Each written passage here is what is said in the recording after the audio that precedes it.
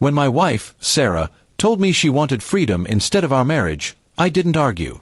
I simply looked at her, nodded, and let the weight of her words sink in. She had been restless for months, speaking of independence, of wanting to find herself. I thought it was just a phase, but that night she packed a suitcase and walked out.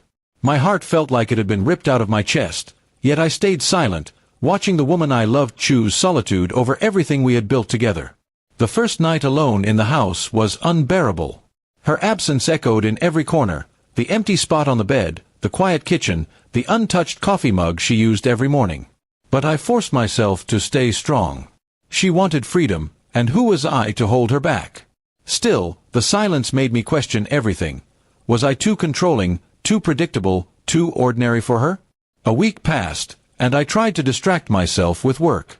Friends told me to move on, to accept her choice. Yet deep down, I knew Sarah hadn't thought it through. She had been chasing an idea, a fantasy that being free would solve her unhappiness. I expected a call eventually, but I promised myself I wouldn't beg. On the 7th day, my phone finally buzzed with her name on the screen. For a long moment, I hesitated. Part of me wanted to ignore it, to let her taste the consequences of her decision.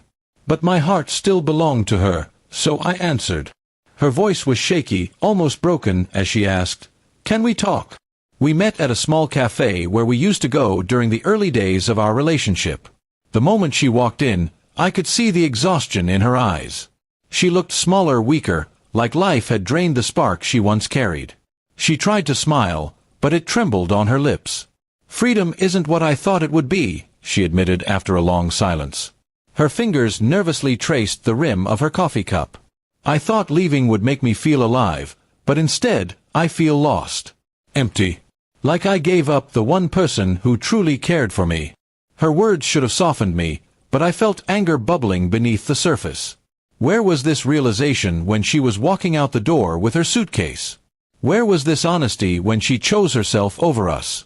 I wanted to scream, to remind her of the nights I lay awake alone, questioning my worth. But I stayed calm. "What did you expect to find out there?" I asked quietly. She looked away, ashamed. "I thought I'd find happiness, maybe excitement.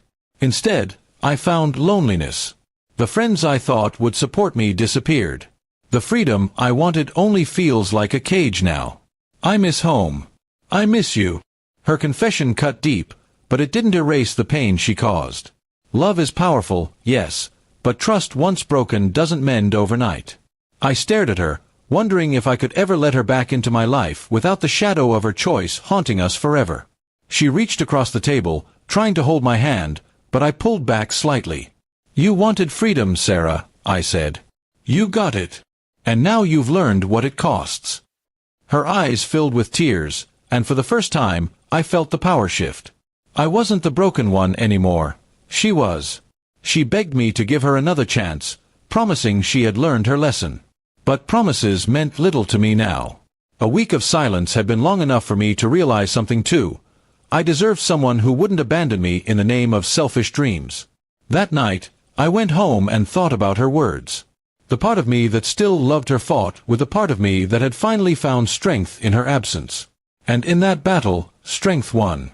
I decided I couldn't go back to someone who saw our marriage as a prison rather than a partnership. The next morning, I called her and told her the truth. "I'll always care about you, Sarah. But what you left behind is no longer waiting for you. You chose freedom, and I'm choosing peace. We can't go back." The silence on the other end told me she understood. She cried, begged once more, but I didn't waver. For once, I chose myself, just as she had chosen herself a week earlier. The difference was, my choice wasn't about running away, it was about finally respecting my own worth. And so, the marriage ended not with her leaving me, but with me letting her go. She had thought freedom would liberate her, but in the end, it only showed her what she had lost. The truth hurt her more than she ever expected, and for me, it was the beginning of healing.